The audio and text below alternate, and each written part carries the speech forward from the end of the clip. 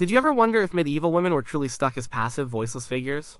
Was their entire existence just about spinning yarn and waiting for a knight to tell them what to do? Back in the sprawling, sometimes muddy, landscapes between the 5th and 15th centuries, get ready to look beyond the silver screen. Number one, medieval women lacked influence and power in society. Hollywood often paints medieval women as little more than background characters, dainty damsels in distress, or silent wives whose opinions did not matter.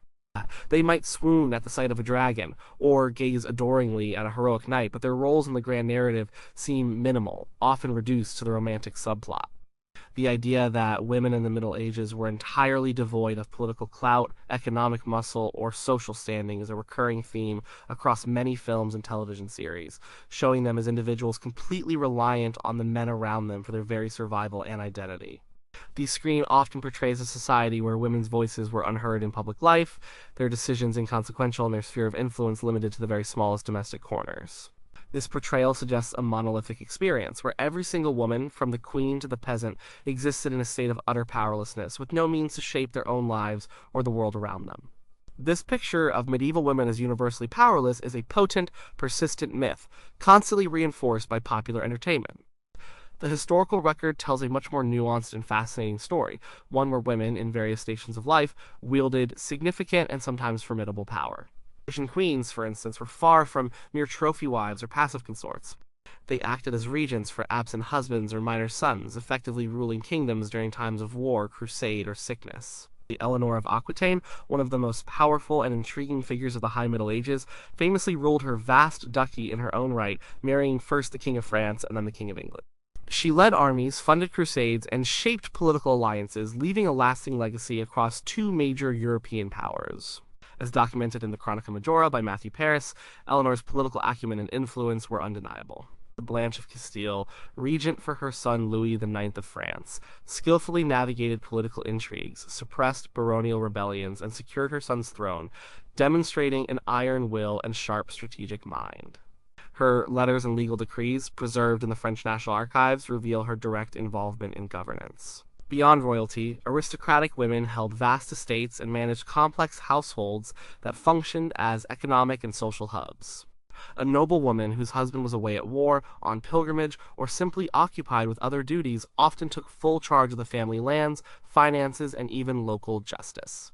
The Paston Letters, a collection of correspondence from a prominent English family in the 15th century, show Margaret Paston managing property, engaging in legal disputes, and overseeing agricultural production with an authority that belies any notion of powerlessness. She routinely wrote to her husband, detailing her administrative challenges and demanding his attention to specific issues, clearly indicating her active managerial role. These women negotiated treaties, arranged marriages for their children that solidified alliances, and acted as patrons of the arts and religion, influencing cultural and spiritual life. Their economic power, derived from land ownership and dower rights, gave them a considerable degree of autonomy and leverage within the feudal system. They presided over courts, administered justice on their manors, and could even call upon feudal levies. In the religious sphere, abbesses of powerful convents were immensely influential figures.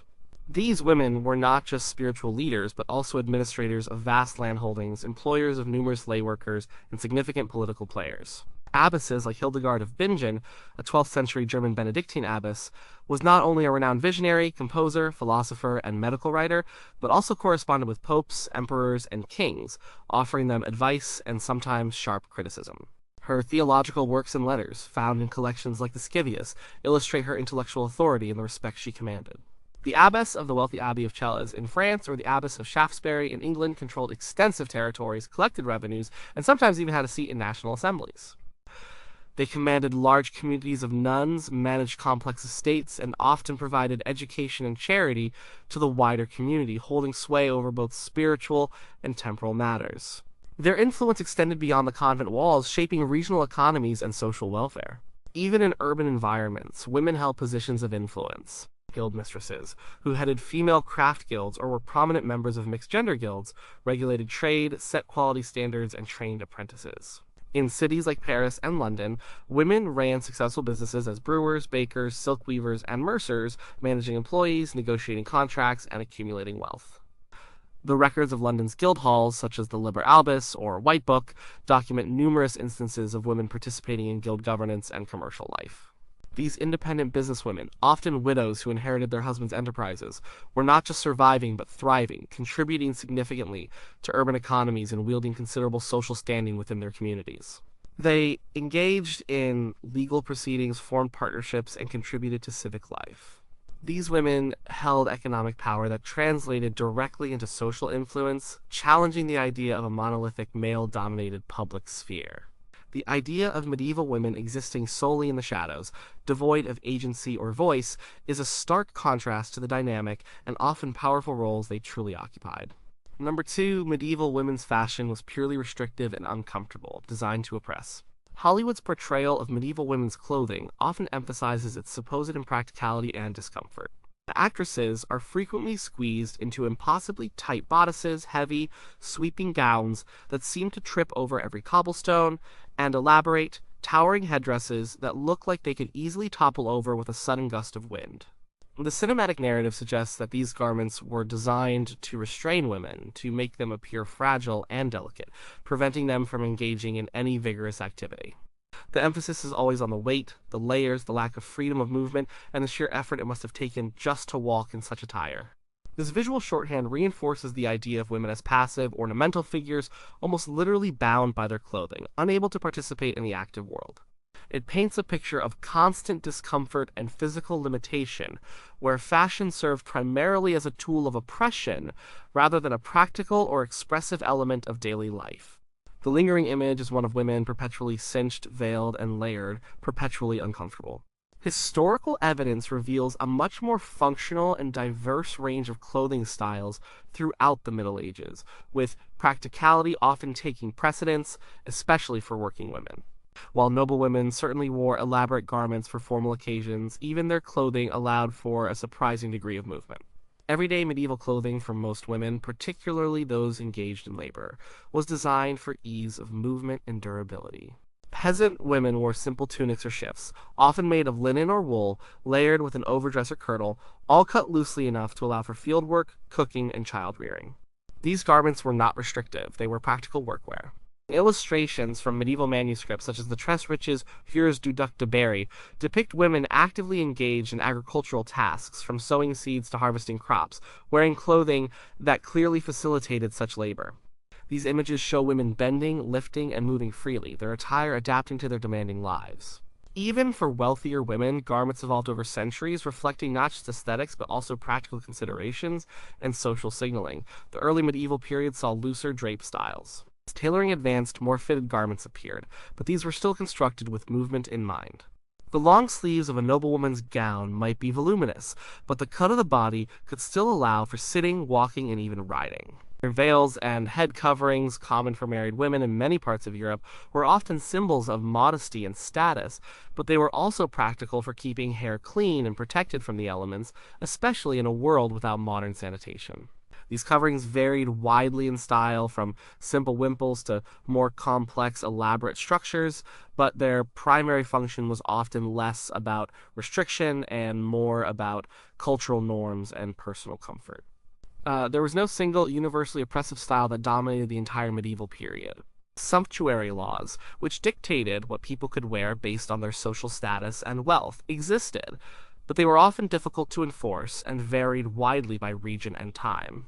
These laws were not primarily about restricting women's bodies, but about maintaining social order and preventing ostentatious displays of wealth by those deemed unworthy. In fact, these laws sometimes prohibited certain extravagant materials or designs for both men and women, underscoring their aim to regulate social hierarchy rather than specifically oppress one gender through their attire. For example, records from 14th century England show sumptuary laws specifying the number of buttons or the length of a train a person could wear, depending on their income, applying to men's doublets and women's gowns alike. This indicates a focus on status rather than specific gendered oppression through fabric. Furthermore, textiles themselves were often coarse and durable, designed to withstand wear and tear. Wool was a common fabric, providing warmth and longevity. Linen was used for undergarments, being breathable and easier to clean. Silk and fine wools were reserved for the wealthy, but even these luxury fabrics were chosen for their drape and feel, not solely for their restrictive qualities. The idea that women were constantly laced into tight corsets is a much later historical development, largely a product of the Victorian era, not the medieval period. Medieval bodices, when worn, were much softer and less structured, shaping the body without the extreme compression often depicted in films. The notion that medieval women were always struggling with their clothes, unable to move or breathe freely, is a misconception that overlooks the functional and diverse nature of their actual wardrobes, which reflected their active lives and varied social roles. Number 3. Women healers were always persecuted as witches. The popular image of a medieval woman healer often involves a shadowy figure, perhaps an old crone, concocting mysterious brews in a dark hut, only to be accused of witchcraft and hauled off to the stake. Hollywood frequently merges the roles of healer and witch, implying that any woman with knowledge of herbs or remedies was automatically a suspect in the eyes of the church or fearful villagers. These films often show communities quick to condemn any woman who stepped outside traditional gender roles, especially if she possessed unique knowledge or skills related to medicine. This narrative creates a powerful, chilling connection between female wisdom, healing practices, and inevitable persecution, suggesting that the very act of a woman attempting to alleviate suffering with traditional methods was a dangerous act that could lead to her downfall. It implies that the medieval period was a time when women who practiced medicine were inherently seen as threats, not as valuable members of society. In reality, for much of the Middle Ages, women played a vital and respected role in healing, both within the home and the wider community, and the widespread persecution of witches did not really gain momentum until the late medieval and early modern periods, long after the general medieval era many films depict. Before the mass witch hunts of the 16th and 17th centuries, many women, particularly midwives, village-wise women, and abbesses, were the primary providers of medical care for the majority of the population. Their knowledge of herbs, childbirth, and basic remedies was essential to daily life. Midwives, for example, were highly respected professionals who attended births, provided prenatal and postnatal care, and were deeply integrated into the fabric of community health. Records from various towns across medieval Europe, such as the records of the London Guild of Midwives, show them being regulated and licensed, indicating their recognized and valuable status within society. They were not viewed with suspicion, but with trust and reliance.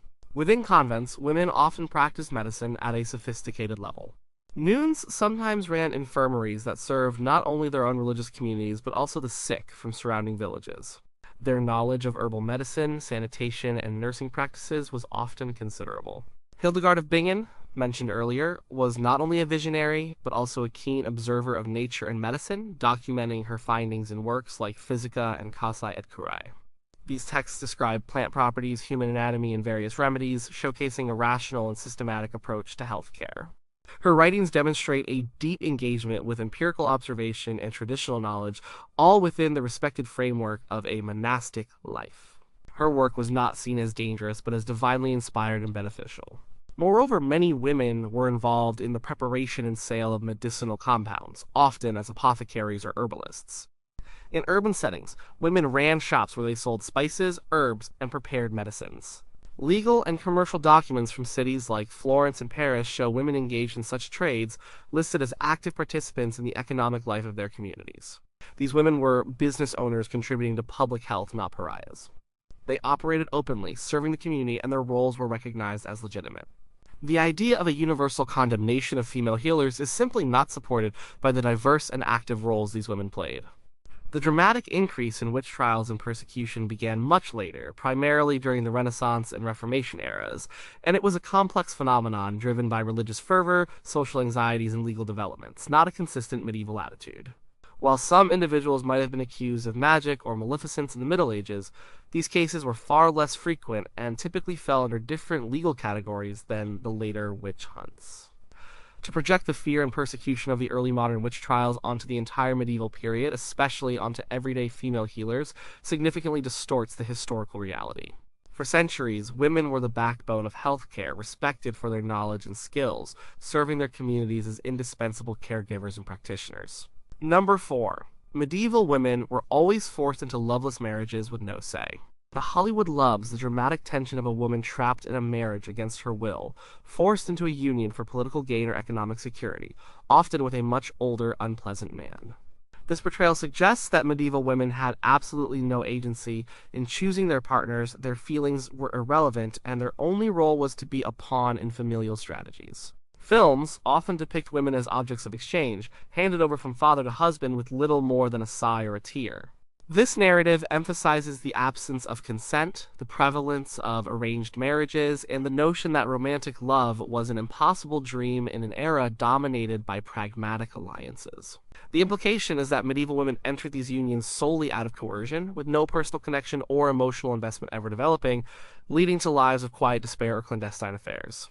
Historical reality reveals a much more nuanced picture regarding marriage in the Middle Ages, where women often had more say, and love was not entirely absent from the equation. While arranged marriages certainly existed, especially among the nobility, the concept of consent was legally and ecclesiastically important. Canon law, the law of the Church which governed marriage across Europe, explicitly stated that a valid marriage required the free consent of both parties.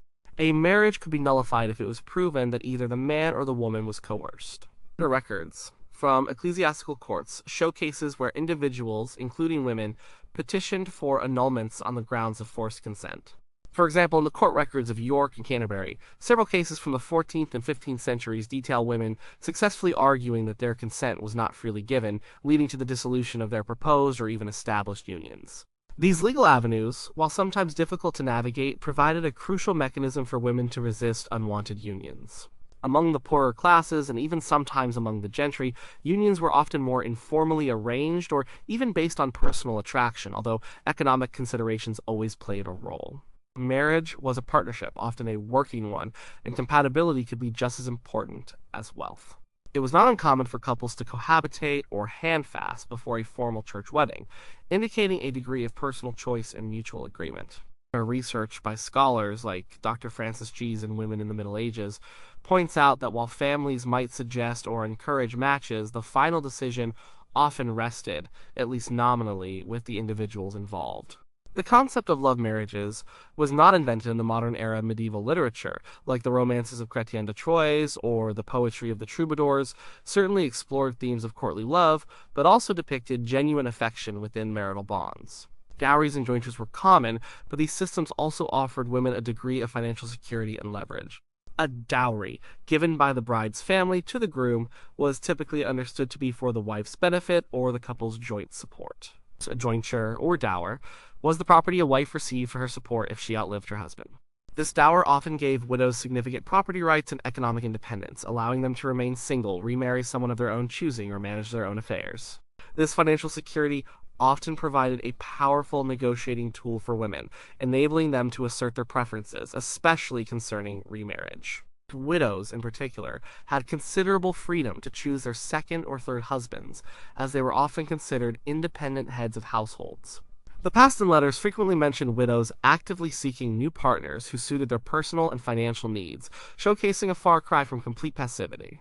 Furthermore, elopement, though risky, was an option for those who wished to defy parental wishes. While it carried social stigma and potential legal repercussions, the very existence of such practices, however rare, suggests that not all women passively accepted their fates. The nuances of medieval marriage reveal a system where women, depending on their social standing, regional customs, and individual circumstances, possessed a range of ways to influence their marital destiny, from legal appeals to personal negotiation, often with a degree of agency that contradicts the popular cinematic narrative of absolute subjugation. The idea of a loveless forced marriage as the sole reality for all medieval women is a simplification that ignores the complex interplay of law, custom, economy, and personal desire that shape medieval unions. Number 5. All medieval women were chaste, delicate, and entirely dependent on men. Hollywood often presents a narrow and idealized version of medieval womanhood. The chaste maiden, the virtuous lady, or the pious nun, all embodying a strict moral code and a fragile, delicate nature. These portrayals frequently emphasize women's inherent purity, their constant need for protection, and their utter reliance on men for their safety, economic well-being, and social standing. Any deviation from this demure ideal is typically shown as a sign of wickedness or an aberration. The pervasive image is one of women as primarily domestic, secluded figures, whose lives revolved around household duties, prayer, or the pursuit of romantic love within very specific, male-defined boundaries. They are depicted as physically weak, emotionally vulnerable, and completely incapable of independent thought or action, reinforcing a narrative of universal female dependence and limited roles. The reality of medieval women's lives was far more diverse and often challenging this limited portrayal. While ideals of chastity and piety were certainly promoted, especially for noble women and nuns, the practicalities of medieval life meant that many women were neither delicate nor entirely dependent. Women from all social classes engaged in physically demanding labor. Peasant women worked side by side with men in the fields, plowing, sowing, harvesting, and managing livestock. This work required significant physical strength and endurance. Urban women often worked in craft guilds, producing textiles, brewing ale, baking bread, or managing shops. These were not activities for the delicate, they were physically demanding and required practical skills and business acumen. Guild records from cities like Coventry and York show women registered as active craftspeople, contributing directly to the family income and often managing businesses themselves.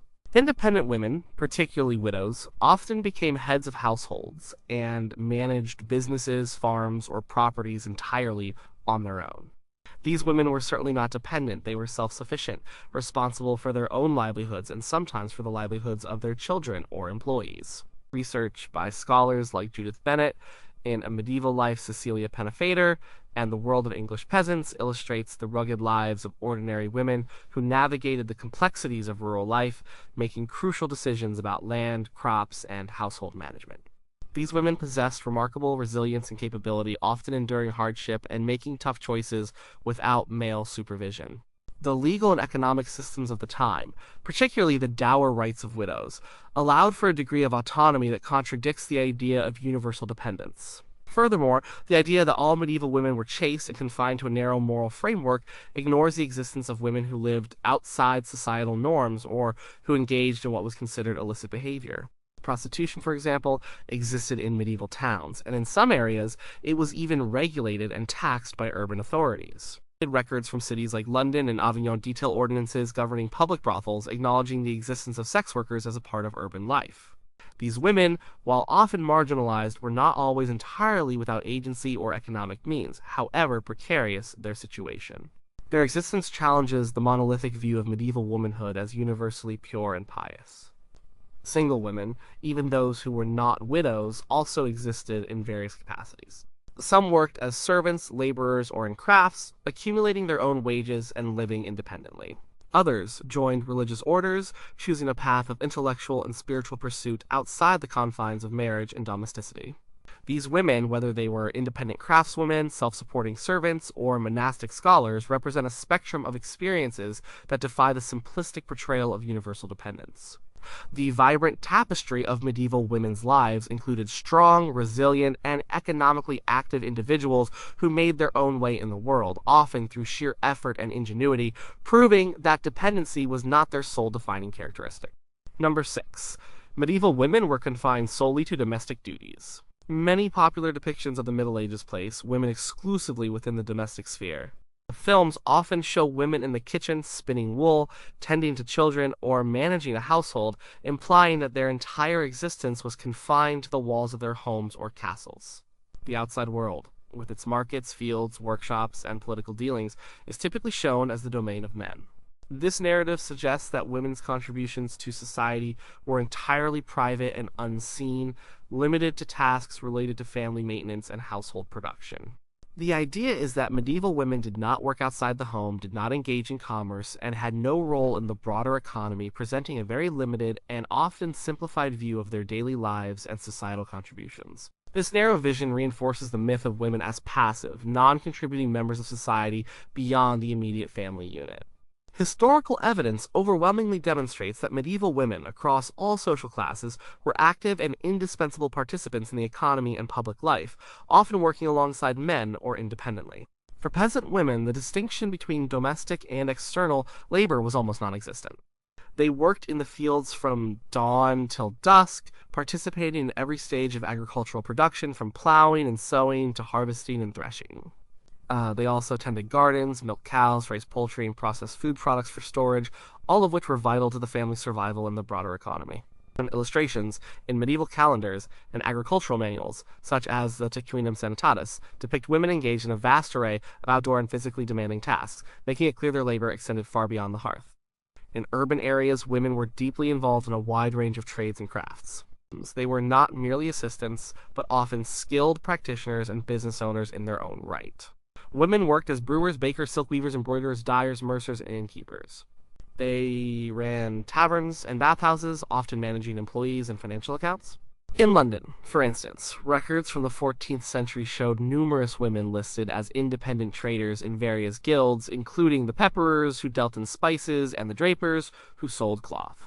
Many women, particularly widows, continued their deceased husbands' businesses, inheriting their shops, workshops, and customer networks. These women managed apprentices, purchased raw materials, sold finished goods, and often dealt directly with customers, playing a crucial role in urban commerce. The records of town courts and guild ordinances are replete with examples of women conducting business, entering into contracts, and engaging in legal disputes related to trade, directly challenging the notion of their confinement to the home. Women also played significant roles in specialized professions. They were nurses, wet nurses, laundresses, domestic servants, and, as discussed, healers and midwives. Some women were scriveners, copying manuscripts, particularly in convents. Others were involved in the building trades, carrying materials, or assisting skilled laborers. In fishing villages, women often processed the catch, prepared it for market, and sold it. Even in the highest echelons of society, noblewomen managed vast estates, overseeing hundreds of servants, agricultural production, and financial accounts. Their administrative duties were immense, akin to running large corporations today. These diverse roles indicate that medieval women were not confined to a single narrow sphere of domesticity, but were deeply integrated into the economic and social fabric of their communities, contributing their labor and skills in countless ways that sustain society. Number 7. Medieval women were universally uneducated and illiterate. A persistent myth in popular culture presents medieval women as largely uneducated, unable to read or write, and thus lacking intellectual pursuits beyond basic household knowledge. Hollywood films often depict women, even those from noble families, as having little access to books or formal schooling, with their education confined to domestic skills like needlework and perhaps some basic religious instruction. This narrative implies that literacy and intellectual development were almost exclusively the domain of men, especially clergymen, and that women were largely excluded from the world of scholarship, literature, and formal learning. The image of a universally illiterate female population, unable to engage with written culture or complex ideas, is a common trope, suggesting a profound intellectual disadvantage for women in the Middle Ages. The historical truth is far more complex and demonstrates that women across different social strata and regions had various avenues for education and achieved levels of literacy that often defy modern assumptions. While universal literacy, as we understand it today, was rare for both men and women, access to education for women was certainly not non-existent. For noblewomen, literacy was often a practical skill. They needed to manage large households, keep accounts, read letters, and understand legal documents related to their estates.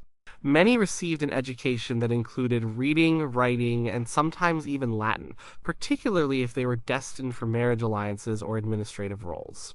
Daughters of the wealthy were often educated by tutors within their homes. Christine de Pizan, a prominent 15th century author, wrote extensively about the importance of women's education in her works, such as the Book of the City of Ladies, herself a testament to a woman's intellectual capabilities and literary success. She was highly educated and wrote in a period where many women were indeed literate. Convents were centers of female learning and literacy throughout the Middle Ages. For women who chose a religious life, formal education was an integral part of their spiritual and administrative duties. Her nuns learned to read and write, often in Latin, the language of the church and scholarship. They copied manuscripts, illuminated texts, composed hymns, and engaged in theological study.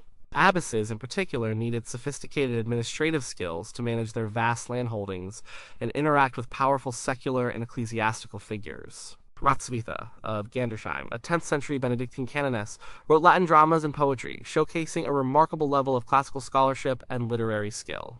Her works, found in collections like the dramas, were highly sophisticated and demonstrated a deep knowledge of classical literature, defying any notion of a universally uneducated female clergy.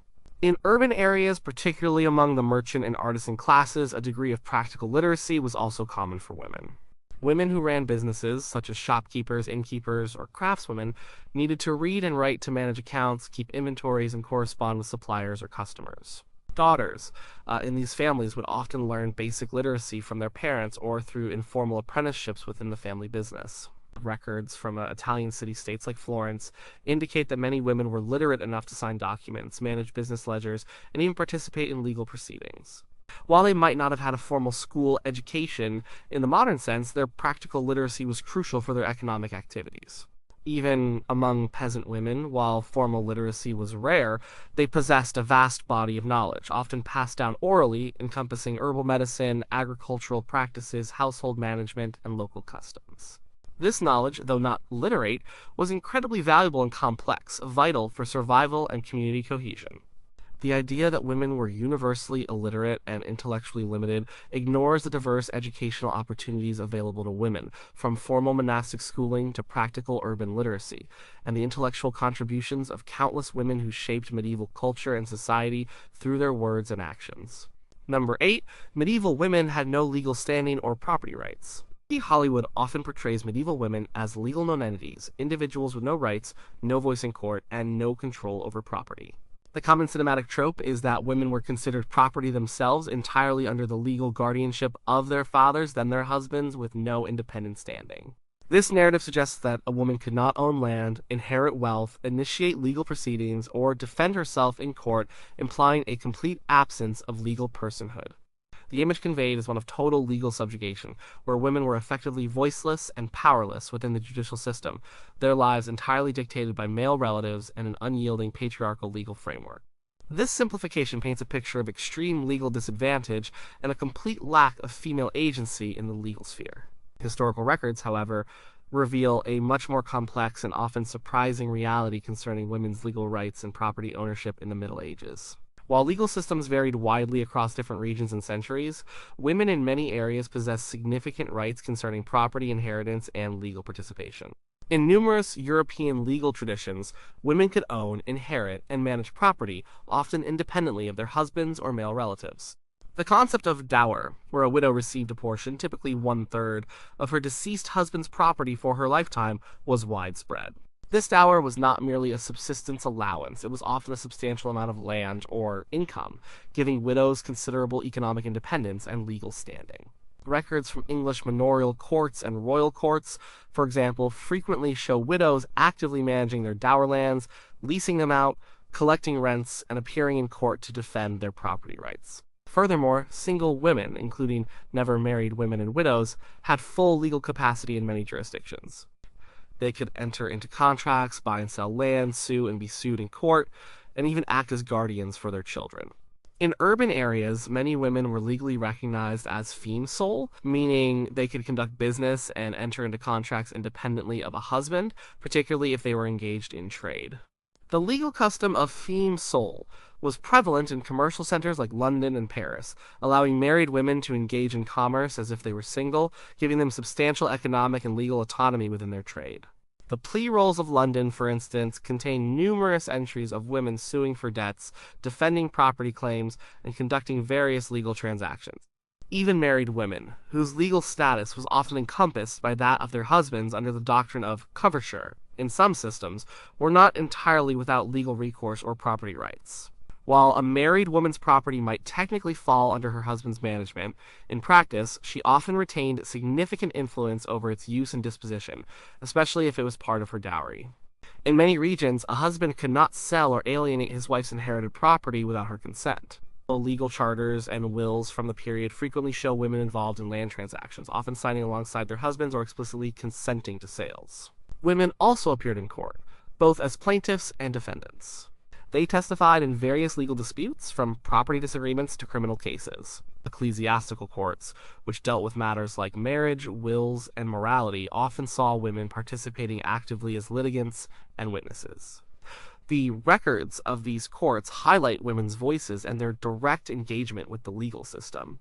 The idea that medieval women were entirely voiceless or without legal standing is a gross oversimplification that ignores the complexities and variations of medieval law and the numerous instances where women exercised significant legal and economic agency. Their presence in charters, court records, and property deeds paints a picture of active legal participation, far removed from the silent, legally invisible figures so often depicted on screen.